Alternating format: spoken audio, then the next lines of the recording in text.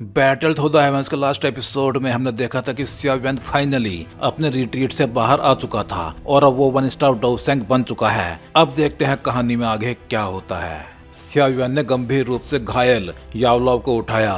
इसके बाद सिया युआन बड़े से गड्ढे से बाहर निकल गया और याओलाओ को एक पत्थर के प्लेटफॉर्म पर रख दिया। उसकी नजरें चारों तरफ घूमी और फॉलिंग स्टार पैविलियन के कुछ एल्डर्स तुरंत भाग के आए और याओलाओ की देखभाल करने लगे। कायलिन और बाकी सभी भी घायल हैं। याओलाओ ने अपने मुंह के कोने से खून का निशान पहुंचते हुए सिया युआन से कहा। सिया युआन ने सिर हिलाया। उसकी हथेली ने खाली हवा की ओर इशारा किया और 3 फिगर्स हवा में उड़ते हुए उसके कंट्रोल में उसके पास आ गिरे। वो सिया युआन के पास स्टोन प्लेटफॉर्म पर उतर गए। सिया युआन की नजर कायलिन, लिटिल फेई डॉक्टर और चिंगलन के मुंह के कोने पे लटके ब्लड पर गई। फिर उसकी नजर कायलिन पे जाकर ठहर गई। उसका ठंडा मगर मोहक चेहरा फीका पड़ गया था। डेंस ब्लड उसके कपड़ों पर जम गया था और चिपचिपा हो गया था। सिया युआन ने अपनी स्टोरेज रिंग से एक बड़ा ब्लैक रोब निकाला और कायलिन की बॉडी पे डाल दिया। उसने एक वर्ड भी नहीं कहा और एक बोतल मेडिसिनल पिल्स निकाल के लिटिल फेई डॉक्टर को दे दी, जो अभी भी होश में थी। उसने बोतल लेकर धीरे से कहा, ये काम थर्ड तियानजुन का है।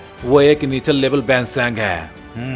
सिया युआन ने लिटिल फेई डॉक्टर की तरफ देखा और मुस्कुराया, लेकिन ये मुस्कान डरावनी और खतरनाक थी। सावधान रहना, कायलिन ने बहुत कमजोर आवाज में कहा। जब सिया युआन मुड़ा, वह सिया युआन की पावर को समझ नहीं पा रही थी, लेकिन उसे पता था कि सामने वाले के पास 3 बैंसैंग हैं। इस वक्त याओलाओ गंभीर रूप से घायल थे और फाइट नहीं कर सकते थे। सिया युआन की पावर चाहे बढ़ गई हो, मगर जीत आसान नहीं थी। आराम करो, बाकी चीजों की चिंता मत करो। सिया युआन ने हल्की मुस्कान के साथ उसे दिलासा दिया। फिर उसकी नजर फॉलिंग स्टार पैविलियन के एल्डर्स की ओर गई। उनमें से कई चेहरे उसके लिए अनजान थे। शायद वो उसके रिट्रीट के दौरान पैविलियन में शामिल हुए थे। सिया युआन की नजर उन पे पड़ी तो वो सब, जो आमतौर पर बेहद घमंडी थे, डर के मारे अपनी निगाहें झुका गए। सिया युआन की बॉडी से निकलते भयावह ऑरा ने उनके पैरों को कमजोर कर दिया था। इनकी देखभाल करो, किसी को भी लड़ने की जरूरत नहीं है, समझ गए? Junior pavilion chief. Falling star pavilion के सभी एक्सपर्ट्स ने सम्मान पूर्वक सिर झुकाते हुए बोला।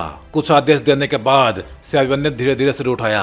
उसकी नजर आसमान की ओर गई। वहां गोयू, ओल्डेवन तियानमिंग और हॉल ऑफ सोल्स का थर्ड तियानजुन एक साथ खड़े हुए थे। उनकी नजरें सावधानी से सिया युआन की बॉडी को देख रही थी। उन तीनों के चेहरे थोड़े सख्त हो गए जब उन्होंने देखा कि सिया युआन शांति से उनकी ओर देख रहा है। उन्होंने कभी सोचा भी नहीं था कि हालात इस तरह पलट जाएंगे। अपनी सेंसिंग पावर से वो साफ महसूस कर सकते थे कि सिया युआन की प्रेजेंट पावर क्या है। 1 स्टार डोसेंग?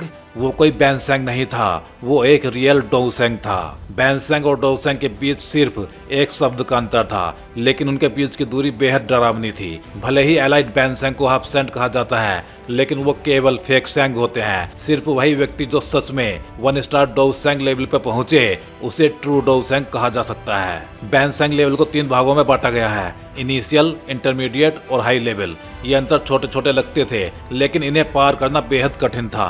एग्जाम्पल के लिए, गोयू कई दशकों से बैंसैंग था, फिर भी वो सिर्फ हाई लेवल बैंसैंग तक ही पहुंचा था। ओल्डेवन तियानमिंग तो और भी लंबे टाइम से हाई लेवल बैंसैंग था, लेकिन फिर भी वो 1 स्टार डोसेंग नहीं बन पाया था। इससे साफ पता चलता था कि 1 स्टार डोसेंग और हाई लेवल बैंसैंग के बीच कितना बड़ा अंतर है। तीनों दिखने में शांत थे, लेकिन सिया युआन के अचानक डोजन से डोसेंग पहुंचने की बात सोच के उनके दिलों में तूफान उठ गया। उसने सिर्फ 2 साल में वो कर दिखाया था जो कई लोग उम्र भर नहीं कर पाए। आज स्टार रैम की सीनरी कुछ ज्यादा ही मनमोहक है, सिया युआन ने उन तीनों को देखते हुए कहा। उसकी आवाज बेहद ठंडी थी। ये तुम लोगों को दफनाने के लिए बुरी जगह नहीं है। इतना कह के उसकी बॉडी झटके से हिली और वो एक झटके में उन तीनों के पास पहुंच गया। सिया युआन, तू इतना घमंडी मत बन, गोयू ने ठंडी नजरों से घूरते हुए कहा। तो क्या हुआ अगर तू 1 स्टार डोसेंग बन गया है? क्या तू सोचता है कि मैं क्लैन के लोगों को बुलाकर तुझे खत्म नहीं करवा सकता? उसकी आवाज में ताकत थी, लेकिन दिल अंदर से कांप रहा था। हूं क्लैन में एलाइड डोसेंग सबसे ऊपर की श्रेणी में आते थे। आमतौर पर उन्हें देखने की भी इजाजत नहीं होती थी। क्लैन हेड के आदेश के बिना वो किसी की नहीं सुनते थे। गोयू खुद उन्हें यूं ही नहीं बुला सकता था। सिया युआन ने उसकी बातों पर थोड़ा सोचा, फिर हल्के से सिर हिलाया। उसने अपनी आस्तीन झटकी और एक भयानक लहर चारों ओर फैल गई। पल भर में स्टार रेल्म की पूरी स्पेस डिस्ट्रोट हो गई, जैसे कि अब वहां कोई स्पेशल रिपल नहीं निकल सकती थी। अब अगर कोई स्पेशल स्कोल का यूज भी करे तो वो बच नहीं सकता था। गोयू का चेहरा और काला पड़ गया। उसने महसूस किया कि उसकी बातों ने खुद उसके लिए मुसीबत खड़ी कर दी है। उसे अपने आप पे थप्पड़ मारने का मन हुआ। क्या देख रहे हो? क्या तू सोचता है कि वो हमें यूं ही छोड़ देगा? गुयू ने अपने अंदर के डर को दबाते हुए कहा। भले ही वो 1 स्टार डोसेंग है, उसकी फाउंडेशन अभी भी स्टेबल नहीं है। अगर हम मिलकर फाइट करें तो वो हमारा कुछ नहीं बिगाड़ पाएगा। ओल्ड डेमन तियानमिंग ने क्रोध से उसे घूरा। अगर गुयू ने पहले उसे भरोसा ना दिलाया होता कि कुछ नहीं होगा, तो वो फॉलिंग स्टार पैवेलियन पे अटैक करने नहीं आता। अब वही कुछ नहीं होगा इस हालत में बदल गया था। अगर वो इतना गंभीर व्यक्ति ना होता तो अब तक गालियां बरसाना शुरू कर देता। हालांकि ओल्ड डेमन तियानमिंग के अंदर गुस्सा उबल रहा था, लेकिन वो अपनी मौजूदा सिचुएशन को अच्छे से समझता था। अगर वो तीनों मिलकर फाइट करें तो शायद उनके पास जिंदा बचने का थोड़ा बहुत चांस हो सकता है, लेकिन अगर वो अलग हुए तो मौत पक्की थी। चलो हम तीनों मिलकर इसे खत्म करते हैं, ओल्ड डेमन तियानमिंग ने गहरी ठंडी आवाज में कहा। उसने कुछ और नहीं कहा, बस हवा में कदम रखा और एक भयंकर डोवची का विस्फोट हुआ। उसके पीछे 10,000 फीट ऊंचा एक विशाल इल्यूजरी फिगर बन गया। उसी समय गोयू और थर्ड तियानजुन ने भी अपनी डोवची सर्कुलेट करनी स्टार्ट की। कुछ ही पलों में आसमान में तेज हवाएं उठने लगी, काले बादल गरजने लगे। ऐसा लग रहा था जैसे कोई भयंकर तूफान आने वाला है। शावियन ने उन तीनों को एक साथ होते देखा। उसकी काली आंखें पूरी तरह शांत थी, उनमें जरा से भी हलचल नहीं थी, लेकिन उनकी गहराई में एक ऐसी ठंडक उठ रही थी जो किसी की आत्मा तक को जमा दे। Profound sky blood palm, 10,000 soul heaven lock. गुयू का ओरा बाकी दो के साथ मिलके उफान मारने लगा। फाइनली उन्होंने पूरी ताकत से दहाड़ लगाई। तीनों के अटैक से निकली हवा में इतनी पावरफुल एनर्जी थी कि आसपास की जगह तक फटने लगी। ये हमले ऐसे लग रहे थे जैसे 3 क्रोधित ड्रैगन शावियन की ओर गरजते हुए बढ़ रहे हों। शावियन की काली आंखें उन तीनों की भयंकर अटैक वेव्स पर टिकी थी। वो अपनी पूरी ताकत लगा चुके थे। उसने धीरे से अपना हाथ उठाया। उसकी आंखों में एक अजीब सी चमक थी। ये वो चीज है जो मैंने डोवसेंग ड्रेल में ब्रेक थ्रू करते समय कॉम्प्रहेंड की थी। आज तुम तीनों को मैं उसी के लिए सैक्रिफाइस करूंगा। उसकी शांत आवाज के साथ ही शावियन के हाथ से 4 तरह की हेवनली फ्लेम्स फूट पड़ी। वो पागलों के जैसे घूमने लगी और कुछ ही पलों में वो 4 रंगों का हजारों फीट बड़ा एक अजीब सा फ्लेम रिंग बन गई। वो रिंग लगातार घूम रहा था और उसके बीच का हिस्सा पूरी तरह ब्लैक था। ऐसा ब्लैक कलर जो स्पेस के ब्लैक होल से भी ज्यादा गहरा था। वो एक रीइंकार्नेशन फीलिंग दे रहा था, मानो जीवन और मृत्यु का चक्र उसी के अंदर छिपा हो। वो रिंग शावियन की हथेली में बना, फिर उसने उसे नीचे की ओर धकेला। अब वो रिंग जाके गोयू की टीमों के तीनों फुल फोर्स अटैक से टकरा गया। इस अटैक का नाम है एंग्री बुद्धा रीइंकार्नेशन। वो बड़ा सा ब्लैक रिंग जिसे चारों तरफ से फ्लेम्स ने घेर रखा था, एक गहरी रीइंकार्नेशन ओरा के साथ आगे बढ़ा और गुयू की टीम के हमलों से टकराया लाखों निगाहों के सामने। वो टक्कर ऐसी थी जैसे 2 मीटियोराइट्स आपस में भिड़ गए हों। लेकिन अजीब बात तो ये थी, कोई अर्थ शेकिंग एक्सप्लोजन नहीं हुआ। तीनों एनर्जी अटैक्स जो हजारों फीट तक फैले हुए थे अचानक से बिखरने लगे। दूर से देखने पे ऐसा लग रहा था जैसे वो किसी भयंकर फ्लेम से टकराकर पिघल रहे हों। वो धीरे धीरे घूमता हुआ ब्लैक रिंग हवा तक को चीरता हुआ लग रहा था। तीनों विशाल एनर्जी अटैक्स कुछ ही पलों में टूट के हवा में विलीन हो गए, जबकि शावियन का वो भयानक फ्लेम से घिरा हुआ रिंग अब भी आसमान में तैर रहा था, धीरे धीरे घूमता हुआ। ये कौन सी डोव स्किल है? गुयू की टीम की आंखों में शौक और डिसबिलीफ झलक उठा। उनके हमले उस रिंग को छूने से पहले ही टूट के खत्म हो गए थे। भले ही वो 3 मिलके शावियन की 1 स्टार डोवसेंग पावर को हरा नहीं सकते थे, लेकिन उन्हें कुछ तो असर करना चाहिए था। पर वो ब्लैक फ्लेम रिंग बहुत ही भयानक था। हेवनली फ्लेम का यूज करके एक नई डोव स्किल बनाना, ये लड़का वाकई हर बार लोगों को चौंका देता है। जमीन पर खड़े याओ लाओ के चेहरे पर भी शौक झलक पड़ा जब उन्होंने उस धीरे धीरे घूमते हुए बीच से काले फ्लेम रिंग को देखा। वो महसूस कर सकते थे कि उस ब्लैक सेंटर से एक ऐसी भयानक शक्ति निकल रही थी जो किसी की आत्मा तक को एनिहिलेट कर दे। ये सच्ची विनाश की शक्ति थी। ये बहुत पावरफुल है। चलो भागते हैं। गुयू का चेहरा फड़क उठा जब उसने दूर खड़े शावियन की तरफ देखा। शावियन की नजरें ठंडी थी और उसके हाथ उसकी पीठ के पीछे बंधे हुए थे। सिर्फ एक ही अटैक के बाद गुयू की टीम को समझ आ गया था कि वो शावियन के सामने बिल्कुल बेबस है। गुयू ने यह कहते ही तुरंत पीछे मुड़ के देखा। उसका शरीर एक लाइट रे में बदल गया और वो तेजी से स्टार रैल्म के एग्जिट की ओर भागने लगा। उसके पीछे पीछे ओल्ड डेमन तियानमिंग और हॉल ऑफ सोल्स का थर्ड तियानजुन भी भागा। प्रोफाउंड रिवर अलायंस के एक्सपर्ट्स जिन्होंने उन्हें भागते हुए देखा मानो सदमे में थे। तीनों बैंसंग को भागते देख वो भी डर के मारे अपनी जान बचाने लगे। जैसे बेघर कुत्ते वो सब भी स्टार रैल्म से भागने लगे। रोटेट। शावियन की आंखें ठंडी थी। जब उसने इन बड़े ग्रुप्स को भागने की कोशिश करते देखा, उसकी आवाज धीरे धीरे उसके मुंह से निकली। आसमान में तैरता वो विशाल ब्लैक फ्लेम रिंग सेवन के आदेश के साथ ही अचानक एक ब्लैक लाइट पिलर छोड़ने लगा। वो पिलर शांति से स्पेस में घुल गया और सीधा गुयू की टीम की ओर जा पहुंचा। प्रोफाउंड रिवर अलायंस के कुछ बदकिस्मत लोग उस पिलर की चपेट में आ गए। उन्होंने डर से महसूस किया कि उनकी बॉडी तेजी से डिसइंटीग्रेट होने लगी है।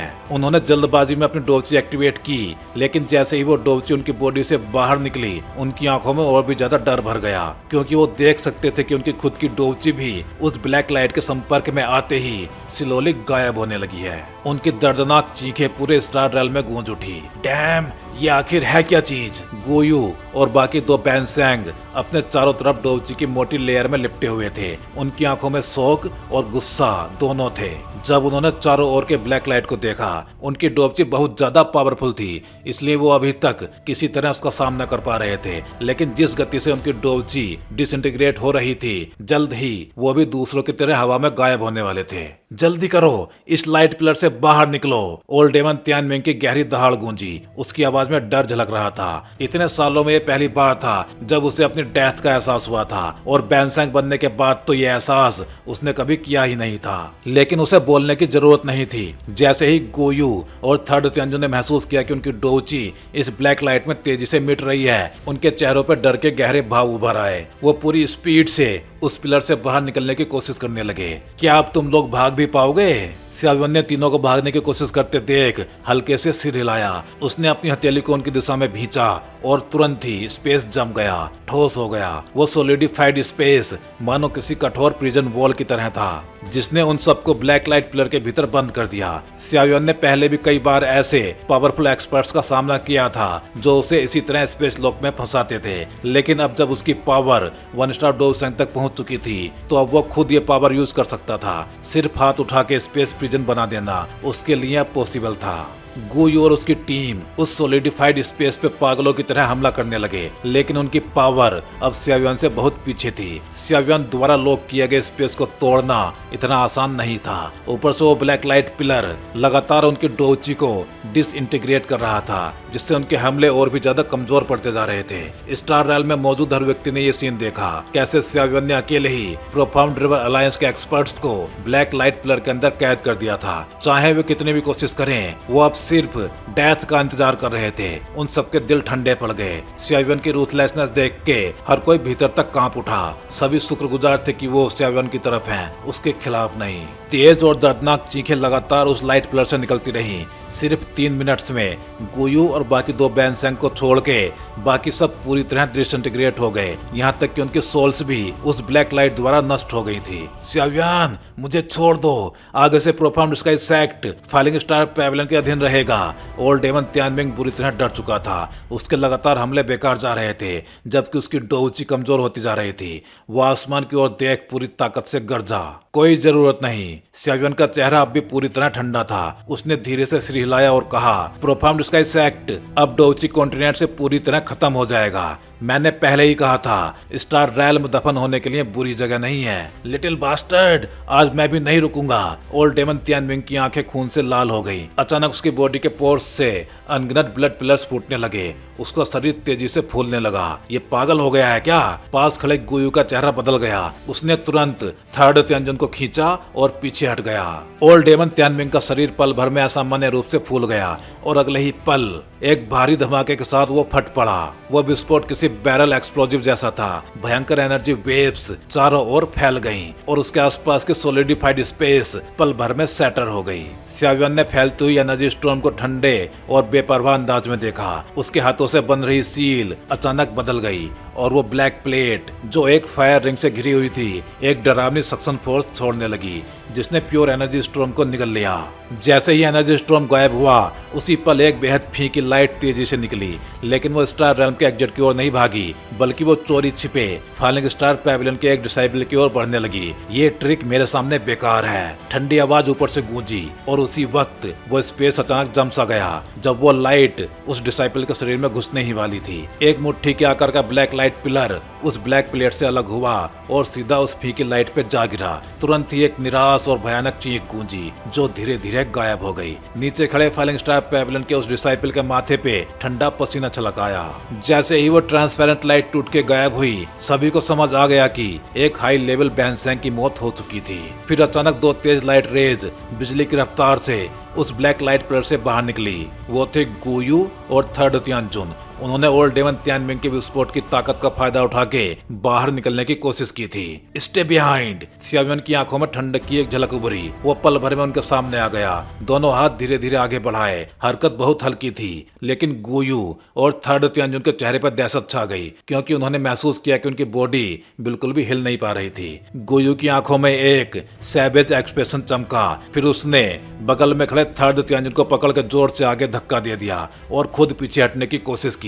सियावियन की फिस्ट हल्के से थर्ड तियानजुन की बॉडी पे पड़ी। टकराते ही उसकी बॉडी रेड रेड चमकने लगी। एक बेहद डरावनी हीट उसके पूरे शरीर में फैल गई। वो दर्द से चिल्लाने लगा, लेकिन जैसे ही उसकी चीख निकली, उसकी पूरी बॉडी के छेदों से फ्लेम्स फूटने लगी। कुछ ही पलों में थर्ड तियानजुन पूरी तरह राख में बदल गया। ये देख के गुयू के पैर से सिर तक ठंडक दौड़ गई। सियावियन का शांत चेहरा अब किसी राक्षस से भी ज्यादा भयावह लग रहा था। एक शेर को बड़ा होने देना हमेशा खतरनाक होता है। अगर मैं जानता कि ऐसा दिन आएगा तो मैं खुद यहाँ आके इस बच्चे को खत्म कर देता। गुयू के मन में गहरा पछतावा भर गया। कुछ साल पहले उसके पास मौका था सियावियन को पकड़ने का, लेकिन उसे लगा था कि सियावियन बहुत कमजोर है, इसलिए उसने ये काम किसी और को सौंप दिया। कौन जानता था कि वही गलती आज उसकी मौत की वजह बनेगी। अब तुम भी उसके साथ जाओ। सियावियन की आंखें शांत थी। जब उसने गुयू की ओर देखा, वो पलक झपकते ही उसके सामने प्रकट हुआ और हाथ बढ़ाया। गुयू का पूरा शरीर बर्फ सा ठंडा पड़ गया जब उसने सियावियन का लंबा सफेद हाथ अपनी ओर आते देखा। सियावियन का हाथ बेहद तेज था, लेकिन जैसे ही वो गुयू को छूने वाला था, उसके बगल का स्पेस अचानक डिस्टॉर्ट होने लगा। वहीं से एक सूखा बूढ़े डेमन गोड जैसा काला हाथ निकला बिजली की रफ्तार से। हॉल ऑफ सोल्स का एक डोसेंग, क्या फाइनली वो खुद सामने आने वाला है? सियावियन की आंखें सिकुड़ गईं जब उसने उस काले हाथ को बढ़ते देखा। एक डार्क ब्लैक आर्म उस स्पेशल क्रैक से बाहर निकली।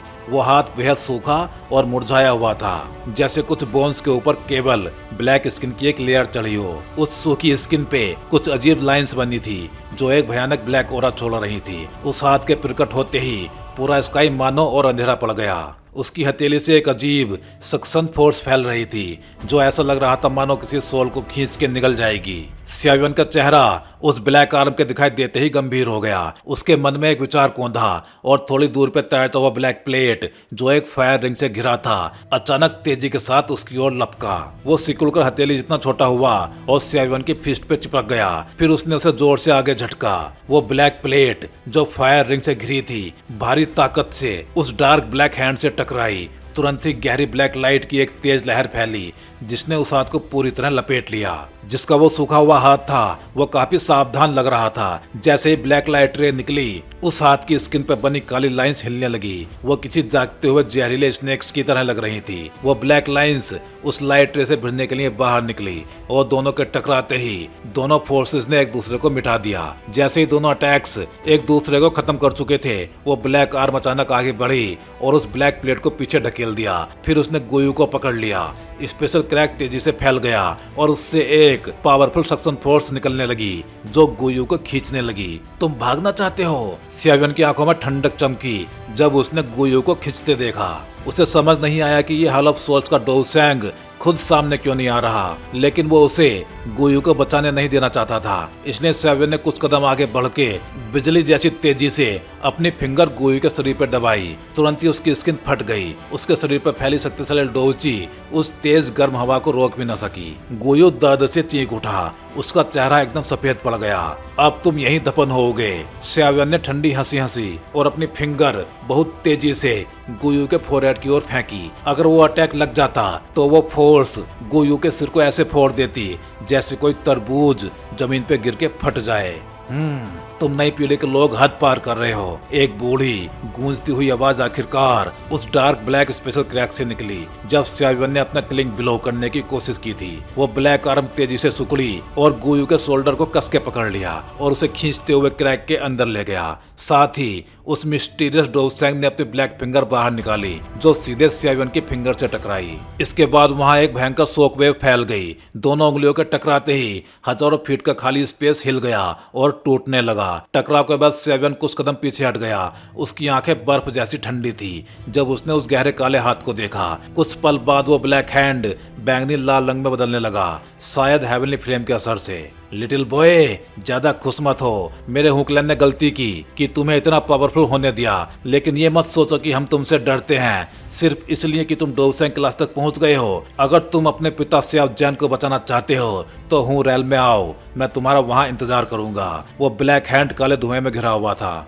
अब वो तेजी से स्पेशल क्रैक में वापस चला गया। साथ ही उसकी ठंडी और गहरी आवाज स्टार रैल में गूंज उठी। चिंता मत करो, मैं हूँ रैल में जरूर आऊंगा, अभी नहीं तो कुछ बाद में। सियावियन ने उस अंधेरे स्पेशल क्रैक को देख के ठंडी हंसी हंसी। उसने वहां पे बेवकूफी में कूदने की कोशिश नहीं की क्योंकि कोई भी ये नकार नहीं सकता था कि हुकलैंड कितना भयानक और पावरफुल है। भले ही सियावियन अब डोसेंग क्लास में पहुंच गया था, लेकिन इसका मतलब ये नहीं था कि वो अब किसी से नहीं डरता। कभी उसके एंसेस्टर सियाव जुआन भी एक पीक डोसेंग थे, लेकिन फिर भी वो हुकलैंड के ग्रुप से हार गए थे। तो सियावियन जो अभी सिर्फ 1 स्टार डोसेंग था, उसके लिए ये लड़ाई आसान नहीं थी। लेकिन डर के बावजूद उसकी नजर में कोई कमजोरी नहीं थी। कम से कम शब्दों में तो उसने हार नहीं मानी थी। कितना घमंडी है ये लड़का। अगर मुझ पे कुछ रेस्ट्रिक्शंस ना होते तो मैं आज ही निकल कर तुम्हें खत्म कर देता ताकि आगे कोई मुसीबत ना रहे। उस स्पेशल क्रैक के भीतर का बंदा सियावियन की ठंडी हंसी से साफ गुस्से में था।